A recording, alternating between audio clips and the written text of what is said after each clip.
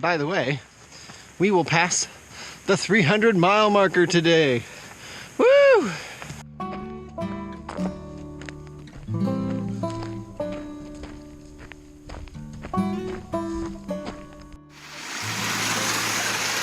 Good morning.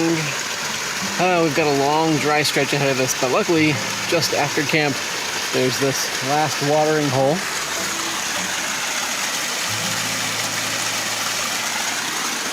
Where we can get some water for the next, I think, 12-mile hike. So that's the longest dry stretch so far. Usually there's water everywhere. And there might still be water everywhere. They're just not posted on Guthook as guaranteed water. So, getting it now.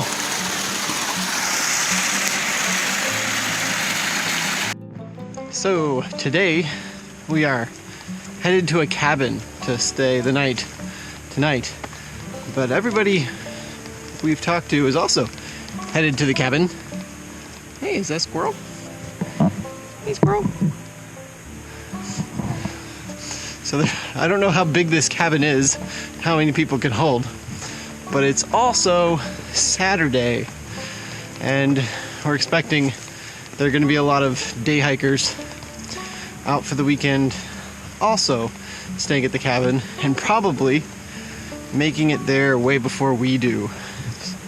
So we may not stay at this cabin, especially if day hikers typically want to stay up later than through hikers.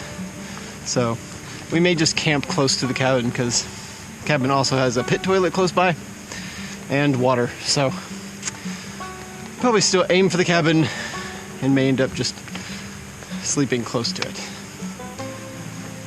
We'll see.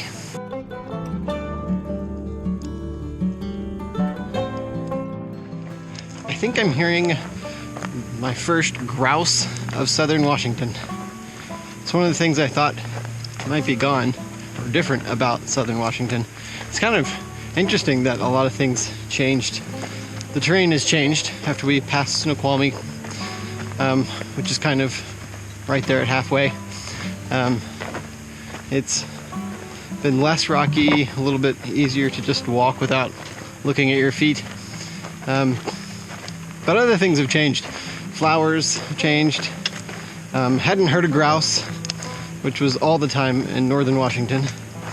Haven't heard a marmot, but we're not that high right now. Probably later we'll see some marmot, I imagine. The blueberries have changed. They went from being like this really deep, dark blue to being this kind of lighter, is mauve the correct color? I don't know. Anyway, they're a lighter blue color. There's still not many that are ripe. I've only found a few. But the blueberries have even changed between northern and southern Washington. Anyway, it's nice though, having a change. And that's what's, I think, nice about the PCT in general, is that there's so much diversity of landscape and plant life and animals and everything. So that was just my observation for today. But I did hear a grouse, so we are still in Washington.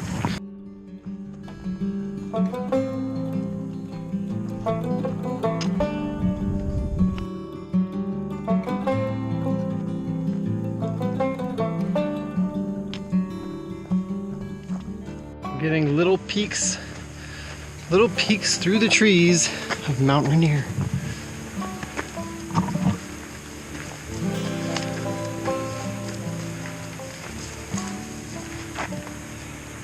I think there might be a really great view from the top of this climb, hopefully, and that might be a really nice place to take lunch and take in the mountain. Apparently we've been able to see it for like a long time ago, but every time we're going over a pass that has a view, it's been rainy and cloudy and we've not been able to see it. So this is our first real good view of Mount Rainier.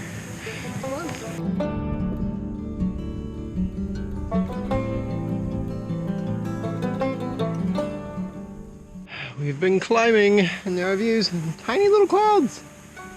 Right over there. and mountains way over there. And we're still going up.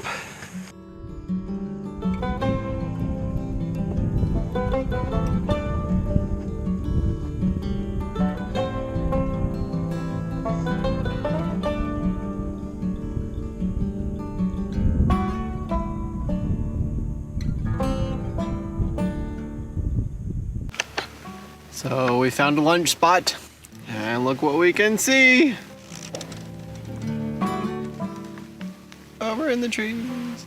It's Mount Rainier. It looks so much smaller on the phone. It does. Really, it's huge. We're having pita crackers and rehydrated hummus. It's pretty good. The view's good too.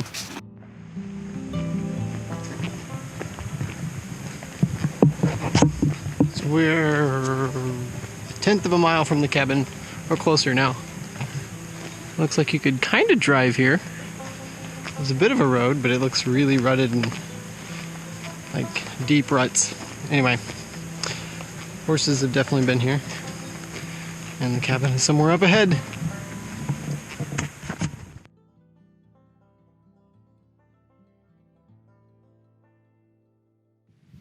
There's Mount Rainier. It's hard to see because it just kind of comes out of the top of the other mountains all white like clouds. Don't even notice it mixed in with the clouds.